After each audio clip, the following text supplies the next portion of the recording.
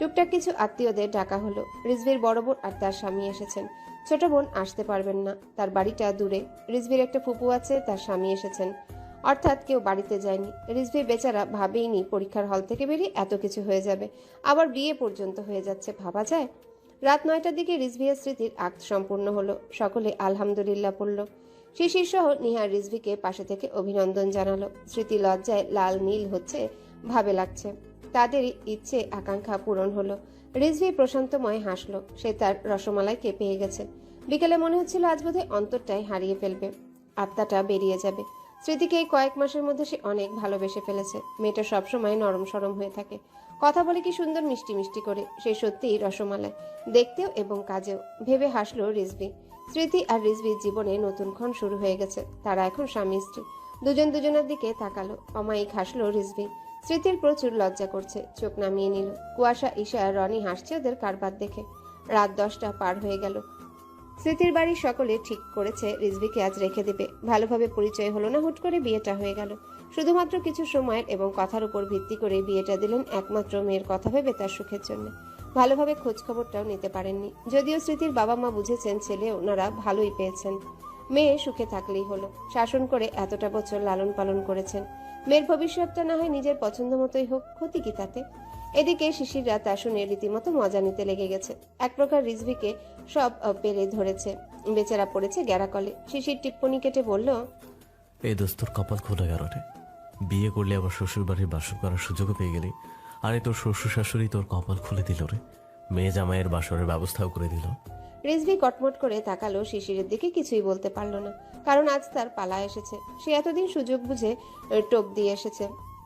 নিহার ঠোঁট টিপে টিপে হাসছে। শিশির তার মতো মজা নিয়ে চলেছে একের পর এক। রিজভিকে রাখবে শুনে রিজভির বাবা চলে যাবেন ঠিক করলেন। ফুপা বোনেরাও চলে যাবেন বলেছেন। সকলকেই থাকার কথা জানালেন স্মৃতির বাবারা, কিন্তু কিছুতেই রাজি হলেন না রিজভির বাবা মা। অবশেষে ঠিক হলো সকালে চলে যাবেন। শিশির কুয়াশাকে রাখবেন। শিশির কুয়াশা রাতটা থেকে যাবে। ওরা মানা করেও কাজ হলো না, জোর করে রাখলো। এছাড়া স্মৃতি রিজভিও জোর করলো। 11টার পর নিহার চলে গেল রিজভির বাবাদের সাথে। ঈশা রয়ে গেল কুয়াশাদের সাথে। রাত প্রায় 12টার দিকে কিছু নিয়ম কানুন পালন করে রিজভিকে স্মৃতির ঘরে দেওয়া হলো। স্মৃতিকে সুন্দর করে শাড়ি পরিয়ে সাজানো হয়েছে। মেয়েটাকে আজ একটু বেশি মিষ্টি লাগছে। দুপুর থেকে যে ঝড়টা গেল দুটি মনের উপর, এক মুহূর্তের জন্যই দুটি মন ভেঙে যেতে নিয়েছিল। দুটি মন আলাদা হতে গেছিল। আল্লাহ চাইলে কি না পারে, সব ভাগ্যের পরিহাস। আজ যদি রিজভির সাথে স্মৃতির ভাগ্য জোড়া না থাকতো, হাজারো কোনো জোড়াজুড়ি খাটতো না। তাদের আশা পূরণ হয়েছে। নিয়তিতে যদি না থাকতো, হাজারো ভালোবেসে কি হবে? ভাগ্যের উপর কি জারি জুরি খাটতো না। রিজভিক তার রসমালাইকে হারাতো। স্মৃতি নিয়তি মেনে অন্যের সংসার করত। ভালোবাসা না থাকলেও জোর করে বাসতে হতো, কিন্তু সুপ্ত চাওয়া দুজনার মনে থেকেই যেত। পরিবার মানাতো একটা উসিলা মাত্র। পরিবার না মানলেও যদি রিজভি স্মৃতির নিয়তিতে এক হওয়া থাকতো, তবে সেটা কারোরই সাধ্য থাকতো না তাদের মিলনে বাধা হবার। যে করেই হোক, যেভাবেই হোক, মিলন তাদের হতোই। নয়তো একটা শাসন করা পরিবার কি করে মেনে নিল? এটা নিশ্চয় হবারই ছিল। রিজভির স্মৃতি আজ যতবার আল্লাহকে ডেকেছে, দুজন দুজনকে না পেলে বোধহয় কাচের ন্যায় ভেঙে টুকরো টুকরো হয়ে যেত। রিজভি পরীক্ষার হল থেকে যেমন ছিল তেমনই বেরিয়ে এখানে এসেছে। বাসাতেও আর যায়নি, আর চেঞ্জও করতে পারেনি। বিয়েটাও হয়েছে তেমন অবস্থাতে। তাই স্মৃতির বাড়ি থেকে আপাতত ড্রেসের ব্যবস্থা করেছে। অনেক রাত হয়ে গেছে, মার্কেটের দোকানগুলো বন্ধ, নতুন কিছু কিনতে যেতে পারেনি। জানিয়েছে সকালে মেজামাইকে কিছু কিনে এনে দেওয়া হবে। তাই এখন লুঙ্গি আর টি শার্ট দেওয়া হবে রিজভিকে রাতে পরার জন্য। রিজভি স্মৃতির ঘরে ঢুকে বসে আছে বিছানায়। স্মৃতি বাহিরে ছিল, মাত্রই আসলো। সাথে করে রিজভির জন্য লুঙ্গি টি শার্ট এনেছে। মা এগুলোই দিয়েছে। এসে দরজার সামনে থেকে দুজনার চোখাচোখি হলো। ধুপ করে উঠল দুজনার বুক। তাকিয়ে রইল কিছু পল। স্মৃতি লজ্জায় মাথা নুয়ে ভেতরে ঢুকে এগিয়ে গিয়ে সালাম দিল। রিজভি সালাম নিয়ে ফেরত সালাম দিল। স্মৃতি সালামের জবাব দিয়ে মায়ের বলা কথাগুলো বলল, আর রিজভিকে চেঞ্জ করতে বলল। রিজভি সবটা শুনে বলল, সমস্যা নেই, এতেই চলবে। নিজেই ভাবিনি আজই আমার বিয়ের কপালটা খুলে যাবে। এখন লুঙ্গি পরে শ্বশুর বাড়ি, তাও আবার বউয়ের ঘরে থুরি, বাসর ঘরে রাত কাটাবো। রিজভির লাগাম ছাড়া কথা শুনে স্মৃতির পুরো অন্তর কায়া কেঁপে উঠল। হাতুড়ি পিটা শুরু হলো বুকে। কিছু বাড়ি দিচ্ছে বুকে। লজ্জায় কান মুখ লালাভ হয়ে উঠল। শিউরে উঠল শরীর। কাটার ন্যায় বিঁধল লোমগুলো। রিজভি হাসলো। আপাতত বউকে লজ্জা দেয়া থেকে দূরে রাখলো। স্মৃতির হাত থেকে জিনিসগুলো নিয়ে বিছানায় রেখে স্মৃতিকে কাছে টেনে শক্ত করে জড়িয়ে ধরল। ইমোশনাল হয়ে উঠল দুটো মন। স্মৃতি শব্দহীন কেঁদে দিল। এই জড়িয়ে ধরাতেই আবেগ ছিল। রিজভি বুঝিয়ে দিল তার স্মৃতিকে। অনেক সাধনা করে পেল তার রসমালাইকে। স্মৃতি বুঝে রিজভির শার্ট খামচে ধরল। মিশে যেতে চাইলেও রিজভির বুকে ছাড়বে না আর। ছাড়লেই যদি হারিয়ে যায়। স্মৃতি কান্না করতে করতে মিষ্টি কণ্ঠে বলল, স্বপ্ন স্বপ্ন মনে হচ্ছে সব, কল্পনাও করিনি আজ আপনাকে পাবো। পরিবার সব সময় শাসনে রেখেছেন, দাদি সব সময় নরম থাকতে বলেছেন, ব্যবহার নরম রাখতে বলেছেন, উগ্রতা হতে দেননি। সব সময় জানিয়েছেন মেয়ে মানুষ নরম মাটি হয়ে থাকতে হয়। এইসব ছোট থেকে পেয়ে পেয়ে নিজের ভালো মন্দ কোনো মন্তব্য মত দিতে পারিনি। রাগী বাবার উপর জোর খাটানোর সাধ্য আমার ছিল না। চাচু এক কথার মানুষ, বাড়িতে দাদি যা বলবেন তাই। এসবের বাহিরে আমার ক্ষমতা ছিল না কিছু বলার। অনেক সময় মতো দিতে পারতাম, অনেক সময় পারতাম না। মা যদিও একটু সুযোগ দিতেন, কখনো সাহস করতেন না বাবার উপর। আমারও ইচ্ছে অনেক লেখাপড়া করার। কুয়াশা ল পড়তে চায় শুনে ইচ্ছে করে, কিন্তু কখনো বাড়িতে জানাইনি এসব। যদি না মানে, যদি বলে মেয়ে মানুষের এত কিসের লেখাপড়া, লয়ার হয়ে কি হবে, সেই তো শ্বশুরবাড়ি গিয়ে খুন্তি নাড়াতেই হবে। আমার বড় চাচুর বড় মেয়ে ডক্টর হবার ইচ্ছে ছিল, কিন্তু দাদি পড়তে দেননি। অযথা নাকি টাকা নষ্ট। আর দেখেন না, আমার বছর যাবৎ বিয়ের দেখাশোনা চলছে, অথচ আমি জানতামই না। কতটা হেলাফেলা মনে করেন আমাকে। বড় ভাইয়ারাও বাবার মতো শাসন করে রাখেন। বাড়িতে এসে যখন এসব শুনলাম, বিশ্বাস করেন পুরো পৃথিবী ঘুরে গিয়েছিল আমার। ভেবেই নিয়েছিলাম আর আমার আর পাওয়া হবে না আপনাকে। আমি শিশির ভাইয়ার কাছে চিরজীবন কৃতজ্ঞ থাকব। ভাইয়া না থাকলে এসব হতো না বোধহয়। ভাইয়ার বুদ্ধি বিচক্ষণতা সত্যি অমায়িক, সব দিকে হ্যান্ডেল করে নিল। আর আল্লাহর কাছে লাখ লাখ শুক্রিয়া, তিনি আমার ভাগ্যে আপনাকে লিখেছেন। শিশির ভাইয়ার মাধ্যমে আমাদের এক করে দিলেন। কান্না করতে করতে কথাগুলো বলল স্মৃতি। রিজভি সবটাই শুনল। সেও শিশিরের কাছে কৃতজ্ঞ। বন্ধু সে পেয়েছে কপাল করে। আল্লাহ এমন বন্ধু কয়জন আর দেন। আর যদি আল্লাহ সহায় না হতেন, শিশির যদি রাজি না করাতে পারতো, তাহলে কি হতো? ভাবতে ভাবতে স্মৃতিকে শক্ত করে জড়িয়ে ধরল। স্মৃতি আরো কিছুক্ষণ কাঁদল। রিজভি স্মৃতিকে বুক থেকে তুলল। এবার কপালে চুমু খেয়ে বলল, কেঁদো না আর। আল্লাহ আমাদের সহায় হয়েছেন। আমাদের পথ চলা দীর্ঘ হয়েছে। যতকাল বাঁচবো একে অপরকে আঁকড়ে ধরে বাঁচবো, আগলে রেখে বাঁচবো। আমরা একে অপরের নিয়তিতে ছিলাম, এই জন্যই তোমার পরিবার মেনেছেন। না মানলেও আমরা এক হতাম। আল্লাহর কাছে শুক্রিয়া আদায় করব। চলো। থামলো রিজভি। আবারও বলল, আর তুমি পড়বে, তুমিও ল নিয়ে পড়বে। আমি পড়াবো তোমায়, সব রকম সুযোগ পাবে তুমি। এখন তুমি আমার অধিকার। তোমার ওই বুড়ি দাদির কোনো জোরাজোরি খাটবে না আর। আর না তোমার ওই খারুজ বাপ চাচার। স্মৃতি হেসে ফেলল রিজভির শেষ কথাগুলো শুনে। তবে পড়াবে শুনে খুশি হলো। আবার জড়িয়ে ধরল রিজভিকে। রিজভিও আগলে নিল মিষ্টি বউকে। স্মৃতি বলল, ফ্রেশ হয়ে আসেন। রিজভি সম্মতি দিয়ে চলে গেল। স্মৃতি ঘরে দরজা আটকে দিল। কিছুক্ষণের মাঝে রিজভি এলো। গোসল করেছে। সারাদিন পর কেমন যেন লাগছিল। শরীর ঘেমেও চিপচিপ করছিল। সকালে গোসল করে বেরিয়েছিল। সে শুধু লুঙ্গি পরে বেরিয়েছে। স্মৃতি সেদিকে দেখে শরীর হিম হয়ে গেল। নগ্ন শরীর রিজভির। ছেলেটা অমায়িক সুদর্শন। রিজভি ভালোভাবে চুল মুছে তাকালো বউয়ের দিকে। স্মৃতির অবস্থা বুঝে হাসলো ঠোঁট টিপে। বিছানার দিকে এগিয়ে গিয়ে আস্তে করে বলল, এখন হিম বলে বৃষ্টির সময়? হ্যাঁ, রসমালাই তো এখনো ছুঁয়েই দেখলাম না। এই লোকটা পাক্কা ফাজিল, শুধু লজ্জা দেয়। আজ কয়টা মাস এসব শুনে সয়ে গেছে সে। তাই কিছু মনে না করলেও লজ্জা আজ বেশি করছে কেন যেন। আবার গাল লালাব হয়ে উঠল। রিজভি হাসলো অমায়িক। টি শার্ট পরতে পরতে বলল, উঁচু করে এসো, নামাজ পড়বো। স্মৃতি সম্মতি দিয়ে চলে গেল। কিছুক্ষণ পর অজু করে এলো। দুজনে নফল নামাজ সহ তাহাজ্জুদ পড়ে নিল। আল্লাহর কাছে দু হাত তুলে হাজার হাজার শুকরিয়া আদায় করলো। সাথে এই নতুন জীবনের সূচনা যেন 1000 বছরের দীর্ঘ হয় সেই দোয়াও করলো। দুজনে নামাজ শেষ করে উঠল। রিজভি এবার বিছানায় বসে স্মৃতির দিকে পূর্ণ দৃষ্টি দিল। সে মিররের সামনে নিজের কাজ করছে। মেয়েটাকে শাড়িতে অসাধারণ লাগে। এই শাড়ির জন্যই তো সেদিন মেয়েটার উপর সে পিছলিয়েছিল। পুরোই রসমালার ডিব্বা। লাল টুকটুকে একটা সিল্ক শাড়ি পরেছে স্মৃতি। লম্বা দীঘল কালো চুলগুলো খোপা করা। পেছনে ঘাড়ের উপর বড়সড় বল হয়ে আছে খোপার জন্য। শরীরে টুকটাক ছোট ছোট সোনার গহনা। রিজভির বাড়ি থেকে কিছুই আনেনি, শুধু আংটি এনেছিল রিজভির মা। বিয়ের কিছুই ভাবনাই ছিল না। রিজভির মা ছেলের বউকে পরে সব দিবেন জানিয়েছেন। হঠাৎ বিয়ের আর কি বা হয়। রিজভি উঠে গিয়ে স্মৃতিকে পেছন থেকে জড়িয়ে ধরল। খোপা চুলগুলো দিল ছেড়ে। ঝরঝর করে ছড়িয়ে পড়ল পুরো পিঠ কোমর বেয়ে। কোমরের নিচে চলে গেল। রিজভি দেখে অভিভূত হলো। এদিকে স্মৃতি জমে আছে। রিজভি তার পেটে হাত রেখেছে, তাও আবার নগ্ন পেটে, শাড়ির আঁচলের নিচ দিয়ে ভেতরে পর্যন্ত জড়িয়ে আসছে। রিজভি চুল দেখে বলল, তোমার ওই চুলগুলো আমার অনেক ভীষণ প্রিয়। শিশিরদের বাড়ি থেকে দেখেছিলাম প্রথম।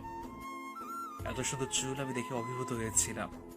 স্মৃতি লজ্জামাখা হাসি দিয়ে মাথা নুইয়ে নিল। স্মৃতি রিজভির কাঁধের অনেকটা নিচে লম্বাতে, তবে সেটাতে রিজভির কোনো ভাবান্তর নেই। তার ছোটখাটো গোলুমুলু রসমালাই সে। এত মিষ্টি কেন মেয়েটা? রিজভি কিছুক্ষণ মিররে দেখলো স্মৃতির নুইয়ে রাখা বদনখানি।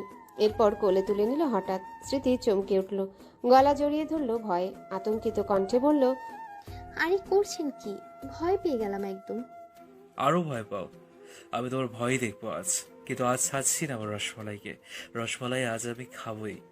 সুযোগ করে দিল আবার খারুজ শ্বশুর মশাই। হ্যাঁ, এই সুযোগ হাতছাড়া করবো আমি? হ্যাঁ, আমি বোধহয় প্রথম যে পরীক্ষার হল থেকে বেরিয়ে প্রেমিকার বাড়িতে এসে বিয়ে করে আবার সেই শ্বশুর বাড়িতে বাসর করবো, তাও আবার লুঙ্গি পরে। বাবা যায় কি কপাল আমার। বলে রিজভি দাঁত বের করে দুষ্টু চোখে দুষ্টু হাসলো। স্মৃতি জমে ক্ষীর। তার ভেতরে তুফান শুরু হয়েছে। হাপড়ের মতো ওঠানামা করছে বুক। লজ্জায় না পেরে রিজভির বুকে মুখ গুজে দিল। সুখ সুখ লাগছে তার। প্রজাপতির ন্যায় উঠতে ইচ্ছা হচ্ছে। রিজভি দেখে এবার শব্দ করে হেসে ফেলল। হেসে নিয়ে স্মৃতিকে কোলে নিয়ে বিছানায় বসলো। মাথাটা ঝুঁকিয়ে স্মৃতির কানের কাছে ফিসফিস করে বলল, আমার রসমালাই কি শুধু লজ্জায় নুয়ে থাকবে, নাকি একটু টেস্টও করতে দেবে? পুরো ডিব্বা কোলের উপর নিয়ে বসে আছি, সামনে রেখে অপেক্ষা করতে পারছি না তো আর। রিজভির এরকম লাগামহীন কথায় স্মৃতি বারবার মরছে। রিজভিকে আরো শক্ত করে জড়িয়ে ধরে রাখলো। মুখ সে তুলবে না। আজ এ ছেলে তাকে লজ্জা দিয়ে দিয়েই খুন করে ফেলবে নির্ঘাত। মুখ তুলে তাকানোর ক্ষমতা নেই তার। রিজভি বুঝে সে এবার নিজে থেকে বইয়ের মুখ তুলল। তাকালো মুখের দিকে। স্মৃতির চোখ বন্ধ। আদেশের সুরে বলল, তাকাও আমার দিকে। আর দিতে থাকলে বলো আমাকে। আমার কোনো তাড়াহুড়ো নেই, আমি অপেক্ষা করব। স্মৃতি এবার চটজলদি চোখ খুলে তাকালো রিজভির চোখের দিকে। কিছুক্ষণ তাকিয়ে থেকে নেশায় বুঁদ হয়ে উঠল সে। তার স্বামী এখন এই ছেলে। ভালোবাসা এতগুলো মাসের যেখানে সাধনা করে পেয়েছে, সেখানে বাধা মানা কিসের? তারা এক হতে পারলে অন্তরে জ্বালা মিটাবে। স্মৃতি সম্মতি বোঝাতে রিজভির গলা আঁকড়ে ধরল। আরেকটু ঘনিষ্ঠ হতে চাইল। রিজভির চোখের দিকে তাকিয়ে বলল, ভালোবাসি খুব। রিজভি সম্মতি তো পেলই, সাথে খুশিও হলো। এই মেয়ের মুখ থেকে ভালোবাসি শব্দটা বের হওয়া মানে আকাশে চাঁদ হাতে পাওয়া। এটা নিয়ে দুবার বলল স্মৃতি ভালোবাসি। রিজভি মুচকি হেসে স্মৃতিকে আরো টেনে নিল। স্মৃতির নগ্ন নরম পেটের মাঝে হাত গলিয়ে শক্ত করে ধরল। ঝুঁকে স্মৃতির ঠোঁটে ঠোঁট ডুবিয়ে দিল। স্মৃতি রিজভির ঘাড় আঁকড়ে ধরে সম্মতি দিল। রিজভি স্মৃতির পেট খামচে ধরল। ঘুমিয়ে উঠল সে। কিন্তু রিজভি আরো গভীর হলো। তার ছোঁয়া চাওয়া সব গভীর হতে লাগলো। স্মৃতি সামলাতে ব্যস্ত হলো অস্থির স্বামীকে। রিজভি অবশেষে পেল তার রসমালাইকে পুরোপুরি রূপে। আজ থেকে কোনো বাধা নেই। তাদের প্রণয়ের পরিণয় হয়েছে। তাদের প্রণয়ের পূর্ণতা পেয়েছে। মিলেছে তাদের নিয়তি। এক সূত্রে বাধা পড়েছে তারা। ভালোবাসা সফল হয়েছে তাদের। আজীবনের সঙ্গী হয়েছে দুজন। এখন তারা অর্ধাঙ্গ অর্ধাঙ্গিনী। এদিকে কুয়াশা হেসে কুটি কুটি হচ্ছে। সে কখন থেকে সে হেসেই চলেছে। সেই হাসি যেন থামাথামির নাম নেই। বিছানার মাঝখানে বসে থেকে দম ফাটা হাসিতে মত্ত হচ্ছে সে। আর শিশির বিরক্ত মুখে চোখ মুখ কুচকে বউয়ের হাসি দেখে যাচ্ছে। কুয়াশার হাসির কারণ শিশিরকে লুঙ্গি পরা অবস্থায় দেখে। স্মৃতির বাড়ি থেকে শিশিরদের আলাদা ঘর দেওয়া হয়েছে। রাতে শোবার জন্য শিশিরকেও লুঙ্গি দেওয়া হয়েছে। মূলত যখন থেকে শিশিরকে লুঙ্গি পরে বের হতে দেখেছে, তখন থেকে তার হাসি সঙ্গী হয়েছে। আসলে শিশির লুঙ্গি বেশি পরে না। সে বাড়িতে থাকলে ট্রাউজার পরেই থাকে, আর রাতেও সেটা পরেই শোয়। লুঙ্গি খুব প্রয়োজন ছাড়া ইউজ করে না। ঘরের বাইরে তো একদমই না। তার নাকি আনিজি লাগে। আর বিয়ের পর লুঙ্গি পরাও হয়নি। সেজন্য কুয়াশা এখন লুঙ্গিতে দেখে হেসে কুটি কুটি হচ্ছে। আগে পড়েছে কিনা কুয়াশার সেসব মনে নেই। বড় হওয়া অবধি আজ প্রথম দেখলো। কিন্তু কুয়াশার কাছে নাকি খুবই হাস্যকর লাগছে লুঙ্গিতে শিশিরকে। শিশির কটমট করছে বউয়ের কারবার দেখে। আশ্চর্য, পাগলের পাল্লায় পড়লো তো। লুঙ্গি তো পড়েছে সে, এখানে হাসির কি আছে এত? অদ্ভুত। না পেরে দিল ধমক, বলল, আয় গোবর ঠাসা, থামবি তুই? কুয়াশা হাসতে হাসতে বলল, থামছে না হাসি, সিরিয়াসলি তোমাকে সেই লাগছে। আসো একটা ছবি তুলে দিই। শিশির কুয়াশার মাথায় এবার জোরে সোরে চাটি বসালো। কুয়াশার হাসি এবার আপনা আপনি পালালো। কথায় আছে না, মায়ের আগে ভূত পালায়, ঠিক তেমন। শিশির বলল, ফাজিল, থামে না বলে তোর হাসি? মারের আগে ভূত পালায়, তোকে 24 ঘন্টা মারের উপরেই রাখতে হবে। কুয়াশা দাঁত কিরমির করতে করতে শিশিরের 14 গোষ্ঠী উদ্ধার করছে। শিশির আবারও বসালো চাটি। এবার রেগে গেল কুয়াশা। মানে তার কাছে হাস্যকর লেগেছে বলে সে হেসেছে, সেটাও আবার তারই মুখে। তো এই বুনোওলের কি খসে পড়লো তাতে, যার জন্য মারতে হবে? রেগে বলল, এই বুনুল, আমার হাসি পেয়েছে তাই হাসি। এখানে মারার কি হলো বেয়াদব বুনুল? শেষ কথাটা বলতে বলতে আধা শোয়া হয়ে বসে থাকা শিশিরের চুলগুলো দিল আচ্ছা মতো টেনে। শিশির 2 হাত দিয়ে কুয়াশার হাত ছাড়িয়ে নিল। রাগ নিয়ে তাকালো, বলল, ফাজিল, হাসছিস তুই আমার উপর, আর আমি ছেড়ে দেব? ওর এখন লুঙ্গি পরতে দিল, এখানে আমি ট্রাউজার কই পাবো? এদি তোর হাসতে হচ্ছে কেন এত? কখনো দেখিনি তাই। কেন, তুই তোর স্বামীকে ছোট থেকে দেখার সুযোগ পেয়েছিস, অথচ লুঙ্গি পরা দেখিসনি? কুয়াশা ভেবাচাকা খেলো, বলল, ধুর, আগে দেখেছি বলে মনে পড়ে না, আর বড় হয়ে একদিনও দেখিনি। শিশির ভাবল, সত্যি সে তো কখনো বাইরে লুঙ্গি পরেই বের হয়নি। আর সে কেন, কোনো ভাইই না, বেশি একটা লুঙ্গি পরে বেরোয় না। বাবা চাচু পরে শুধু, আর তুষার তুহিন ভাই মাঝে মাঝে পরে বের হয়। নিহারও কখনো লুঙ্গি পরে না। বলল, হ্যাঁ তা ঠিক, আমি লুঙ্গি পরে বের হই না, প্রয়োজনে পরি, বিয়ের পর পরিও নি। আর যখন থেমে গেল। বিব্রত হলো শিশির। কুয়াশা ভ্রু কুচকে চেয়ে রইল। জিজ্ঞাসা করলো, কি? শিশির নিজেকে সামনে নিয়ে বলল, না মানে যখন লুঙ্গি পরার মতো পরিস্থিতি হয়েছিল তখন তোর জন্মই হয়নি, আর হলেও ছিলি লেদা বাচ্চা, দেখবি কি করে? কুয়াশা খুবই লজ্জা পেল। কি জ্বালা, বইয়ের বড় হওয়া দেখেছে এই বুনোহল। শিশির বুঝে হাসলো ঠোঁট কামড়ে। কুয়াশার পেট ধরে উঁচু করে তুলে বসিয়ে নিল নিজের উরুর উপর। সে আধা শোয়া অবস্থায় বসে। কুয়াশার ঠোঁটে লজ্জা মাখা হাসি ঝুলছে এখনো। শিশির তা দেখে বলল, কি ভাগ্য আমার, বউয়ের জন্ম হওয়ার পর থেকে বউ বড় হওয়া পর্যন্ত দেখলাম। তুই নর্মাল ডেলিভারিতে হয়েছিলি, তা আবার রাতে। আমার খুব বেশি কিছু মনে নেই, তবে 4 বছর বয়সের স্মৃতি কিছু কিছু মনে থাকে, আমারও আছে। রাতে তো জেনেছিলাম না যে বউ আমার পয়দা হয়েছে। শেষ কথাটুকু বলতে গিয়ে শিশির নিজেই হেসে ফেলল। কুয়াশা তা শুনে ফুঁসে উঠল। কয়েকটা কিল ঘুষি চাপড় থাপ্পড়ও ফ্রিতে খেলো বইয়ের হাতে। সেগুলো দিয়ে কুয়াশা ক্ষান্ত হলো না। শিশিরের চুল ধরে টেনে দিয়ে বলল, ফাজিল বুনুল। শিশির হেসে কুটি কুটি হচ্ছে কথাটা ভাবলেই। হেসে নিয়ে আবারও বলল, আরে শুনবি তো গল্পটা? বলে সে আবারও বলা ধরল। তো সকালে যখন শুনলাম আমার বউ পয়দা হয়েছে তখন কিছু বুঝছিলাম না। তারপর যখন তোকে দেখছিলাম ছোট আম্মুর কোলের মাঝে শুয়ে ফ্যাল ফ্যাল করে বড় বড় চোখ নিয়ে তাকিয়ে আছিস, চোখ ঘুরিয়ে ঘুরিয়ে দেখছিলি, তখন বুঝলাম তোর কথা বলেছে সব। সকলের আধিক্যতা দেখে আমি রীতিমতো বিরক্ত। ভাবছিলাম আজব, এত নাচানাচির কি আছে সকলের? তোকে নিয়ে সব আমোদে আহ্লাদে মাতল, আমার পাত্তা আর কেউ দিচ্ছিল না। রাগে ফুসতাম, আমার আদর সব তুই নিয়ে নিলি। তোকে নিয়ে সকলে ব্যস্ত হলো, এর কোল থেকে ওর কোলে ঘুরতে ঘুরতে লাগলি। আমি যে ওই বাড়ির সেটাই সকলে ভুলে গেল। ছোট চাচা আমি বলতে পাগল ছিল, অথচ তুই হতে না হতেই তোকে নিয়ে আদর করা শুরু করলো। আমাকে আর বেশি আদর করতো না। নিহার ভাই তোকে কোলে নিয়ে বসে থাকতে লাগলো। সে তোর কাছ থেকে উঠবেই না ভাবটা এমন। ও তো ছোট ছিল, তবু ও কি করে বুঝেছিল কে জানে। কিন্তু আমার কেন জানো তোর উপর রাগ ছাড়া কিছু আসছিল না। আমাকে কেউ বেশি কোলে নিত না, আর আদর করতো না। ভাইরা তোকে নিয়ে ঘুরতো, এইসব দেখে আমি খুব ছোট বয়সে হিংসা করতাম। এরপর থেকে তুই যত বড় হতে লাগলি তত হিংসা হতে শুরু করলো, কারণ সকলে তোর গুণগানে পঞ্চমুখ কিউটের ডিব্বা হয়েছিল নাকি। কিন্তু তোকে তো আমি তাকিয়েও দেখতাম না, দেখলেই মারতে ইচ্ছা করতো। তোকে আমার কাছে পেতনির থেকে কম কিছু লাগতো না। এইটুকু বলতে না বলতে আবারও খেলো মার। বুকের উপর কিল খেলো বইয়ের হাতে। শিশির আহ করে উঠে হাসলো, আবার বলল, আরে আগে তেমন কিছু মনে হতো না আমার, তোকে সহ্যই করতে পারতাম না। ভাইয়েরা যে আদিক্ষেতা তোকে নিয়ে করতো, বাপ রে বাপ, যেন মেয়ে আর কারো বাড়িতে নাই। হ্যাঁ, যদিও একটা মেয়ে ছিলি, তাও তোর জন্য কেন অন্যের আদর কমাতে হবে? কুয়াশা শিশির বুকের উপর এবার শুয়ে পড়ল উলুর উপর বসে থাকতে থাকতে। শুয়ে শিশিরের বুকে কামড় দিল আলতো করে, বলল, হিংসুটে বুনুল একটা তুমি। আর আদর কমেছিল না তোমার, শুধু আমার আদর বাড়িয়েছিল বলে তোমার এমন মনে হতো। হ্যাঁ, কিন্তু তখন তো ছোট ছিলাম, ওসব কি বুঝতাম নাকি? কুয়াশা উত্তর করল না। শিশির কুয়াশা চুল কানের পিঠে গুজে দিল। ডান হাতটা তুলে কুয়াশার গালে রেখে বৃদ্ধা আঙ্গুল দিয়ে ঠোঁটের পাশে স্লাইড করতে লাগলো। করতে করতে বলল, তোকে তো বিয়ের পর থেকে অন্য রূপে অন্য চোখে দেখা শুরু করলাম। বিয়ে না হলে বোধহয় আজীবন হিংসার পাত্রেই থাকতে। কিউটের ডিব্বা তোকে বিয়ের পর মনে হচ্ছে। আগে যদি জানতাম ওই দিনের ওই কাপড়ের টুকরোর মাঝে শুয়ে বড় বড় চোখ দুটো ঘুরিয়ে ঘুরিয়ে দেখা একটুখানি মেয়েটা বউ হবে আমার, তাহলে বোধহয় হিংসা না করে সেদিন থেকে আদর করা শুরু করতাম। কুয়াশা আবার একটা কিল বসালো বুকে, লজ্জা পেয়ে হাসলো। সে নিজের চিবুকের নিচে 2 হাত মেলে হাতের পিঠে ভর দিয়ে শিশিরের উপর শুয়ে আছে আর ওর মুখের দিকে তাকিয়ে গল্প শুনছে। শোবার কায়দাটা এমন যেন সে বিছানার উপর শুয়ে বই পড়ছে, ভাবে লাগছে শিশির ওর বিছানা। শিশির গল্প বলছে আর কুয়াশার দিকে তাকাচ্ছে। কুয়াশা বলল,